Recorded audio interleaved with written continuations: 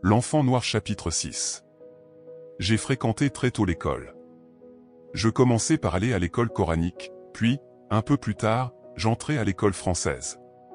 J'ignorais alors tout à fait que j'allais y demeurer des années, et sûrement ma mère Ligée en aurait autant que moi, car lui elle devinait, elle m'eût gardé près d'elle, mais peut-être déjà mon père le savait-il. Aussitôt après le repas du matin, ma sœur et moi prenions le chemin de l'école, nos cahiers et nos livres enfermés dans un cartable de raffia. En cours de route, des camarades nous rejoignaient, et plus nous approchions du bâtiment officiel, plus notre bande grossissait. Ma sœur ralliait le groupe des filles, moi, je demeurais avec les garçons. Et comme tous les garnements de la terre, nous aimions nous moquer des filles et les houspiller, et les filles n'hésitaient pas à nous retourner nos moqueries et à pouffer de rire à notre nez. Mais quand nous leur tirions les cheveux, elles ne se contentaient plus de l'Asie, elles se défendaient avec bec et ongles, et copieusement, griffant avec force, nous injuriant avec plus de force encore et avec une infinie variété, sans que pour si peu notre ardeur ralentît beaucoup. Je n'épargnais que ma sœur, et celle-ci en retour me ménageait également. Fanta, une de ses compagnes, faisait de même, bien que moi, je ne l'épargnasse guère. « Pourquoi me tires-tu les cheveux » dit-elle, un jour que nous étions seuls dans la cour de l'école. « Pourquoi ne te les tirerais-je pas » dis-je. « Tu es une fille. » Mais moi, je ne t'ai jamais injurié. « Non, toi, tu ne m'injuries pas, dis-je. » Et je demeurai un instant pensif jusque-là, je ne m'étais pas aperçu qu'elle était la seule, avec ma sœur, à ne m'avoir jamais injurié. « Pourquoi ne m'injuries-tu pas » dis-je. « Pour ça. » « Pour ça » Ce n'est pas une réponse. Que veux-tu dire ? Même si tu me tirais les cheveux maintenant je ne t'injurierais pas. Alors je vais te les tirer. Dis-je. Mais pourquoi les lui sais-je tirer ? Cela se faisait seulement quand nous étions en bande. Et parce que je ne mettais pas ma menace à exécution, elle éclata de rire. Attends que nous soyons sur le chemin de l'école. Dis-je. Tu ne perdras rien pour avoir attendu. Elle se sauva en riant. Mais moi, sur le chemin de l'école, je ne sais quoi me retenait, et le plus souvent j'épargnais Fanta. Ma sœur ne fut pas longue à l'observer. Tu ne tires pas souvent les cheveux à Fanta. Pourquoi veux-tu que je lui tire les cheveux ? Dis-je. Elle ne m'injurie pas. Crois-tu que je ne m'en sois pas aperçu ?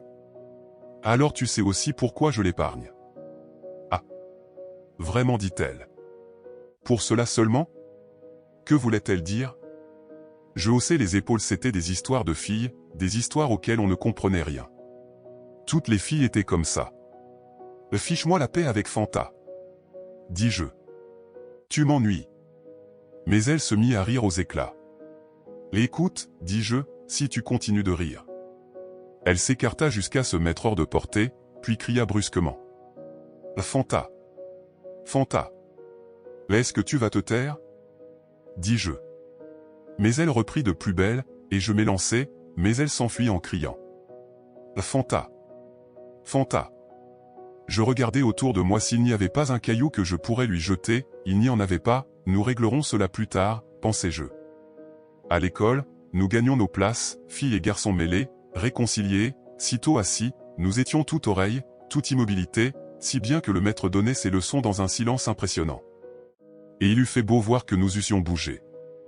Notre maître était comme du vif argent, il ne demeurait pas en place, il était ici, il était là, il était partout à la fois, et sa volubilité eût étourdi des élèves moins attentifs que nous. Mais nous étions extraordinairement attentifs et nous l'étions sans nous forcer, pour tous, quelques jeunes que nous fussions, l'étude était chose sérieuse, passionnante, nous n'apprenions rien qui ne fût étrange, inattendu et comme venu d'une autre planète, et nous ne nous lassions jamais d'écouter. En eût-il été autrement, le silence n'eût pas été moins absolu sous la férule d'un maître qui semblait être partout à la fois et ne donnait à aucune océation de dissiper personne. Mais je l'ai dit, l'idée de dissipation ne nous effleurait même pas, c'est aussi que nous cherchions à attirer le moins possible l'attention du maître, nous vivions dans la crainte perpétuelle d'être envoyés au tableau. Ce tableau noir était notre cauchemar, son miroir sombre ne reflétait que trop exactement notre savoir, et ce savoir souvent était mince et quand bien même il ne l'était pas, il demeurait fragile, un rien l'effarouchait. Or, si nous voulions ne pas être gratifiés d'une solide volée de coups de bâton, il s'agissait, la craie à la main, de payer comptant. C'est que le plus petit détail ici prenait de l'importance, le fâcheux tableau amplifiait tout, et il suffisait en vérité, dans les lettres que nous tracions, d'un James Bagé qui ne fut pas à la hauteur des autres, pour que nous fussions invités soit à prendre, le dimanche, une leçon supplémentaire, soit à faire visite au maître. Durant la récréation, dans une classe qu'on appelait la classe enfantine, pour y recevoir sur le derrière une correction toujours mémorable. Notre maître avait les jambages irréguliers en spéciale horreur, il examinait nos copies à la loupe et puis nous distribuait autant de coups de trick qu'il avait trouvé d'irrégularité. Or, je le rappelle, c'était un homme comme du vif argent, et il maniait le bâton avec une joyeuse verdeur. Tel était alors l'usage pour les élèves de la petite classe. Plus tard, les coups de bâton se raréfiaient, mais pour faire place à des formes de punition guère plus réjouissantes.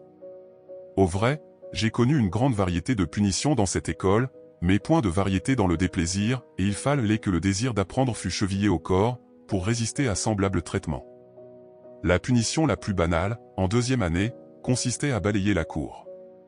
C'était l'instant où l'on constatait le mieux combien cette cour était vaste et combien les goyaviers y étaient plantés de rue. Ces goyaviers n'étaient là, on jurait, que pour salir le sol de leurs feuilles et réserver étroitement leurs fruits pour d'autres bouches que les nôtres.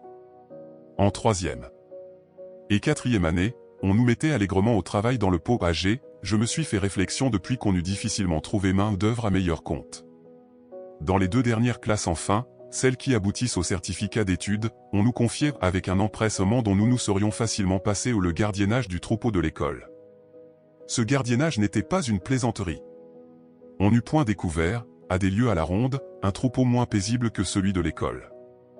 Il suffisait qu'un cultivateur possédât une bête vicieuse, on était assuré de voir la bête rallier notre troupeau, ce qui s'explique, ce que la ladrerie tout au moins explique. Le cultivateur, lui évidemment n'avait d'autre souci que de se débarrasser de la bête et, forcément, il s'en débarrassait à très bas prix. L'école, elle, se précipitait sur la prétendue aubaine. Notre école possédait ainsi la plus singulière, la plus variée, la plus complète collection de bêtes au cou de comme sournois ou se défilant à gauche quand on les appelait à droite. Ces bêtes galopaient follement dans la brousse comme si un essaim les eût constamment turlupinées, et nous galopions après elles sur des distances invraisemblables. Fort curieusement, elles paraissaient plus enclines à se disperser ou à se battre entre elles, qu'à chercher pitance. Mais ce pittoresque ne faisait aucunement notre affaire. Nous savions qu'au retour, on ne manquerait pas d'évaluer à la courbure du ventre l'herbe tondue, et gare à nous, si le ventre de ces bêtes efflanquées n'apparaissait pas suffisamment arrondi. Gare à nous, et dans une proportion bien autrement inquiétante, s'il eût manqué une tête dans ce troupeau du diable. Au soir, nous nous essoufflions à grouper les bêtes, nous le faisions à coups redoublés de gourdin, ce qui n'arrangeait pas grand-chose, je le crains, et n'améliorait certainement pas le caractère de ces bêtes fantasques, puis nous les menions s'abreuver copieusement pour compenser le peu de volume que l'herbe tenait dans leur estomac. Nous rentrions de là, fourbus, et il va sans dire qu'aucun de nous n'aurait eu l'audace de regagner l'école, sans avoir réuni le troupeau au complet. Mieux vaut ne pas penser à ce qu'une tête perdue nous eût coûté. Tels étaient nos rapports avec nos maîtres, tel en était tous au moins l'aspect sombre, et, bien entendu, nous n'avions d'autre hâte que de voir notre existence d'écolier s'achever, d'autre hâte que de remporter au plus tôt le fameux certificat d'études qui, en fin de compte, devait nous sacrer savants. Mais quand je songe à ce que nous faisaient endurer les élèves de dernière année, il me semble n'avoir encore rien dit de ce côté sombre de notre vie d'écolier. Ces élèves, je me refuse à les appeler compagnons, parce qu'ils étaient plus âgés que nous, plus forts que nous et moins étroitement surveillés, nous persécutaient de toute manière. C'était leur façon de se donner de l'importance. En aurait-il jamais une plus haute? Mais peut-être, je l'accorde, une façon aussi de se venger du traitement qu'ils subissaient eux-mêmes. L'excès de sévérité n'est pas précisément fait pour beaucoup développer les bons sentiments. Je me souviens à mes mains, les bouts de mes doigts se souviennent de ce qui nous attendait au retour de l'année scolaire. Les goyaviers de la cour avaient un feuillage tout neuf, mais l'ancien était en tas sur le sol, et, par endroits, c'était bien plus qu'un entassement, une boue de feuilles. « Vous allez me balayer cela, disait le directeur. Je veux que ce soit net immédiatement. » Immédiatement? Il y avait là du travail, un sacré travail, pour plus d'une semaine. Et d'autant plus que tout ce qu'on nous attribuait en fait d'instruments, c'était nos mains, nos doigts, nos ongles. Veillez à que ce soit promptement exécuté, disait le directeur au grand de dernière année, sans quoi vous aurez affaire à moi. Nous nous alignions donc au commandement des grands, nous nous alignions comme le font les paysans, quand ils moissonnent ou nettoient leurs champs, et nous nous attelions à ce travail de forçat. Dans la cour même, cela allait encore, il y avait de l'espace entre les goyaviers, mais il y avait un endos où les arbres mêlaient et enchevêtraient furieusement leurs branches, où le soleil ne parvenait pas jusqu'au sol et où une âcre odeur de moisissure traînait même à la belle saison. voyant que le travail n'avançait pas comme le directeur l'attendait, les grands, plutôt que de s'y atteler avec nous, trouvaient plus commode d'arracher des branches aux arbres et de nous en fouetter.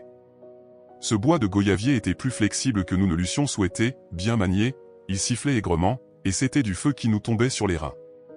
La peau cuisait cruellement, les larmes nous jaillissaient dans les yeux et tombaient sur l'amas de feuilles pourrissantes. Pour fuir les coups, nous n'avions d'autre échappatoire que celle de glisser à nos bourreaux les savoureuses galettes de maïs et de blé, les couscous à la viande ou au poisson que nous avions emportés pour notre repas de midi, et si de surcroît nous possédions quelques menus monnaies, les pièces changeaient de poche sur le champ. Si on négligeait de le faire, si on craignait de demeurer le ventre creux et l'escarcelle vide, les coups redoublaient, ils redoublaient à vrai dire avec une telle munificence et à un rythme si endiablé, qu'un sourd eût compris que, s'il pleuvait si dru, ce n'était pas seulement pour activer nos mains, mais surtout pour nous extorquer nourriture et argent. Si, las de cette cruauté calculée, l'un de nous prenait l'audace de se plaindre, le directeur sévissait naturellement, mais la punition qu'il infligeait alors, était toujours légère, si légère qu'elle ne pouvait compenser ce que nous avions nous-mêmes souffert. Et le fait est que nos plaintes ne modifiaient aucunement notre situation. Peut-être aurions-nous mieux fait de mettre nos parents au courant, mais nous n'y songions pas, je ne sais si nous nous taisions par solidarité ou par amour-propre, mais je vois bien à présent que nous nous taisions sottement, car ces brimades allaient dans un sens qui n'est pas le nôtre, qui y contredit, qui contrecarre ce qu'il y a en nous de plus foncier et de plus ombrageux, notre passion pour l'indépendance et pour l'égalité. Un jour pourtant, Kouyaté Karamoko, un de mes petits camarades qui venait d'être brutalement fustigé, déclara tout net qu'il en avait assez et que cela devait changer. Kouyaté était tout petit, tout fluet, si fluet et si petit que nous disions qu'il n'avait sûrement pas d'estomac, sinon un minuscule estomac d'oiseau, un gésier. Kouyaté au surplus ne faisait rien pour développer son gésier ou ce qui lui servait d'estomac, il n'aimait que les nourritures acides, les fruits, quand venait midi, il n'était satisfait que s'il parvenait à troquer son couscous contre des goyaves, des oranges ou des citrons. Mais si Kouyaté devait se priver même de fruits, il est évident que son gésier ou je ne sais quoi se transformerait finalement en quelque chose de plus petit encore, un estomac d'insecte, par exemple. Or, les grands par leurs exigences répétées, le contraignaient à un jeûne sévère. C'est le goût pour les fruits et un peu aussi les ébrures qu'il portait sur les fesses qui, ce jour-là, firent se révolter Kouyaté. « Oui, j'en ai assez. » me disait-il à travers ses larmes et en reniflant. « Tu m'entends ? J'en ai assez. Je me plaindrai à mon père. »« Tiens-toi tranquille, disais-je. Cela ne te servira à rien. » « Tu crois cela ? Réfléchis. » Les grands. Mais il ne me laissa pas achever.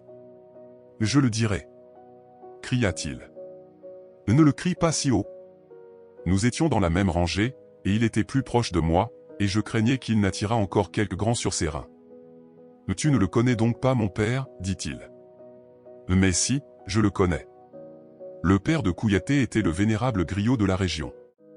C'était un lettré, bien accueilli partout, mais qui n'exerçait pas sa profession, une sorte de griot d'honneur, mais très entiché de sa caste. « Ton père est déjà vieux, dis-je. »« Il est costaud, dit fièrement Kouyaté. » Et il redressa sa fluette personne. « Ce que tu peux être drôle. » dis-je. Mais, là-dessus, il se remit à pleurnicher. « Eh bien, fais comme tu l'entends. » dis-je. Le lendemain, Kouyaté ne fut pas plus tôt dans la cour de l'école, qu'il interpella Imurana, le grand qui, la veille, l'avait si férocement brutalisé. « Mon père, dit-il, désire que je lui présente l'élève de dernière année qui a le plus de gentillesse pour moi. J'ai immédiatement pensé à toi. Peux-tu venir partager notre repas, ce soir ? » Bien sûr, dit Imurana, qui était aussi stupide que brutal, et probablement aussi gourmand que stupide. Le soir, à l'heure fixée, ce dadais de Imurana se présentait à la concession de Kouyaté. Or, cette concession est parmi les mieux défendues de Kouroussa, elle n'a qu'une porte, et la clôture, au lieu d'être en osier tressé, est emplisée et garnie, sur le sommet, de tessons de bouteilles, c'est une concession où l'on entre et dont on ne sort qu'avec la permission du maître de logis. Le père de Kouyaté vint ouvrir en personne et puis, quand Imurana fut à l'intérieur, il verrouilla très soigneusement la porte. « Donnez-vous la peine de prendre place dans la cour, dit-il. La famille entière vous attend. » Imurana, après un coup d'œil sur les marmites, qui lui parurent lourdes de promesses et de succulences, fut s'asseoir parmi la famille et se rengorgea à l'idée des compliments qu'on allait lui adresser. Mais alors Kouyaté se leva brusquement et pointa le doigt sur lui. « Père, dit-il, voici le grand qui ne cesse de me frapper et de m'extorquer nourriture et argent. Eh bien. Eh bien. Voilà du joli, dit le père de Kouyaté. C'est bien vrai au moins ce que tu me dis là? Par Allah, dit Kouyaté. C'est donc vrai, dit le père. Et il se tourna vers Imurana. Mon petit monsieur, voici venue l'heure, je crois, de vous expliquer. Auriez-vous quelque chose à alléguer?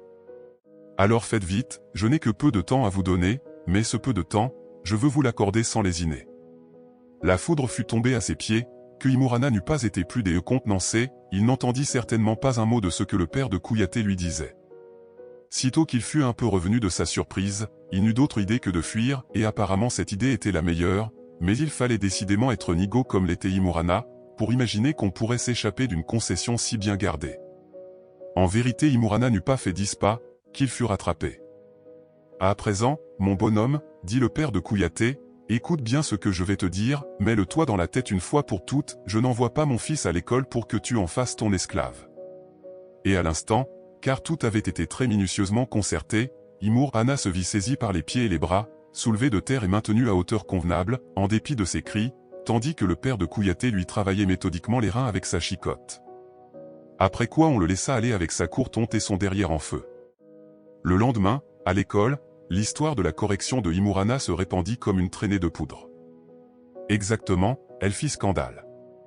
Cela était si différent de ce qui s'était pratiqué jusque-là, qu'on n'arrivait point à l'admettre, et alors même qu'on se sentait comme vengé par le geste du père de Kouyaté. Les grands des 2 dernières années, eux, se réunirent et décidèrent que Kouyaté ainsi que sa sœur Mariama seraient mis en quarantaine, et ils nous imposèrent d'infliger à notre petit compagnon la même quarantaine, cependant ils se gardèrent de toucher à Kouyaté ou à sa sœur, et ainsi leur faiblesse apparut brusquement aux plus aveugles même d'entre nous, nous sentîmes tout à coup qu'une époque était révolue et nous nous apprêtâmes à respirer l'air de la liberté. À midi, je m'avançai vers Kouyaté, décidé de braver la défense des grands. Fais attention, dit Kouyaté, ils sont capables de te battre. Je me moque d'eux, dis-je. J'avais des oranges pour mon repas de midi, et je les lui tendis.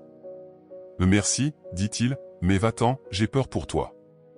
Je n'eus pas le temps de répondre, j'apercevais plusieurs grands qui se dirigeaient vers nous, et je balançai un instant, ne sachant trop s'il fallait les fuir ou les braver, et puis je décidai de les braver, n'avais-je pas déjà commencé de le faire? Mais soudain je sentis ma tête tournoyer sous les gifles, et je pris mes jambes à mon cou.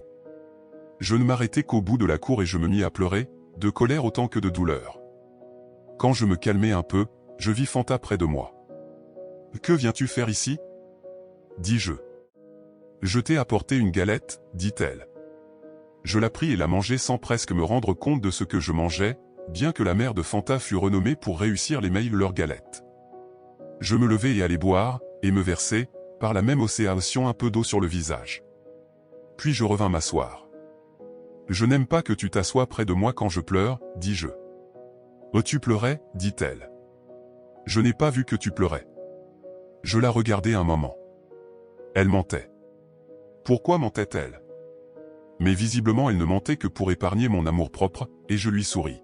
« Veux-tu encore une galette, dit-elle. »« Non, dis-je. Je ne pourrais pas en manger une seconde, j'ai le cœur noir de colère. »« Toi pas? »« Moi aussi, dit-elle. » Elle eut subitement des larmes dans les yeux. « Oh! Je les hais. » dis-je. « Tu ne peux pas savoir comme je les hais. Écoute, je vais quitter cette école. Je vais me hâter de grandir, et puis je reviendrai et je rendrai 100 coups pour un que j'ai reçu. »« Oui, dit-elle. 100 coups pour un. » Et elle cessa de pleurer, elle me regardait avec admiration. Le soir, j'allai trouver mon père sous la véranda. « Père, je ne veux plus aller à l'école. »« Quoi ?» fit mon père. « Non, dis-je. »« Mais le scandale, depuis le matin, avais-tu le temps de faire le tour des concessions de Kouroussa? »« Que se passe-t-il dans cette école ?» dit mon père. « J'ai peur des grands, dis-je. »« Je croyais que tu n'avais peur de personne ? » ?»« Mais j'ai peur des grands. »« Qu'est-ce qu'ils te font ? » ?»« Ils me prennent tout. Ils me prennent mon argent et ils mangent mes repas. »« Ah !»« Oui, dit mon père. »« Et ils te frappent ? » ?»« Et ils me frappent. »« Eh bien. Demain j'irai dire un mot à tes pirates. »« Ça va comme ça ? » »« Oui, père. » Le lendemain matin, mon père et ses apprentis s'installèrent avec moi devant la porte de l'école. Chaque fois qu'un grand approchait, mon père me demandait « Est-ce celui-là » Je disais non, bien que beaucoup d'entre eux m'eussent frappé et dévalisé, j'attendais que celui qui me frappait le plus sauvagement apparût. Quand je l'aperçus, je dis d'une voix forte « En vérité, le voici celui qui m'a le plus frappé. » Aussitôt les apprentis se jetèrent sur lui et le dépouillèrent en un tour de main, et même ils le maltraitèrent au point que mon père dut l'arracher à leurs mains. Alors mon père dit au grand qui le regardait avec des yeux égarés « J'aurai une conversation à ton sujet avec le directeur pour savoir si, dans cette école, les grands ne sont là que pour battre les plus petits et leur soutirer leur argent. » Ce jour-là, il ne fut plus question de quarantaine, Kouyaté et sa sœur se mêlèrent à nous sans qu'aucun des grands éleva la voix ou fit le moindre signe. Est-ce qu'un nouveau climat déjà s'instaurait? Il semblait bien. Les grands s'étaient groupés de leur côté. Et parce que nous nous tenions loin d'eux et que nous étions les plus nombreux, on aurait pu se demander si ce n'étaient pas les grands cette fois qui étaient en quarantaine, leur malaise étant perceptible. Au vrai, leur position n'avait rien de bien réjouissant, leurs parents ignoraient leurs exactions et leurs sévices, s'ils venaient à l'apprendre, et il y avait à présent de fortes chances pour que tout cela s'ébruitât, les grands devaient s'attendre à des reproches qui, suivant le cas, s'accompagneraient de corrections en bonne forme. Dans l'après-midi, à l'heure de la sortie, mon père vint comme il l'avait annoncé. Le directeur était dans la cour, entouré des maîtres. Mon père se dirigea vers lui et, sans seulement prendre la peine de le saluer, lui dit « Sais-tu ce qui se passe dans ton école ?»« Rien que de très bien, certainement, dit le directeur. »« Ah ! C'est ce que tu crois, dit mon père. Tu ne sais donc pas que les grands battent les petits, leur extorquent leur argent et mangent leur repas? Es-tu aveugle ou le fais-tu exprès? Ne t'occupe pas de ce qui ne te regarde pas, dit le directeur. Cela ne me regarde pas, dit mon père. Cela ne me regarde pas que l'on traite chez toi mon fils comme un esclave? Non. Voilà un mot que tu n'aurais pas dû prononcer, dit mon père. Et il marcha sur le directeur. L'espères-tu me rosser comme tes apprentis ont rossé un de mes élèves, ce matin? Cria le directeur. Et il lança ses poings en avant, mais bien qu'il fût plus fort, il était gras et plus embarrassé qu'aidé par sa graisse, et mon père qui était mince, mais vif, mais souple, n'eut pas de peine à esquiver ses poings et à tomber durement sur lui.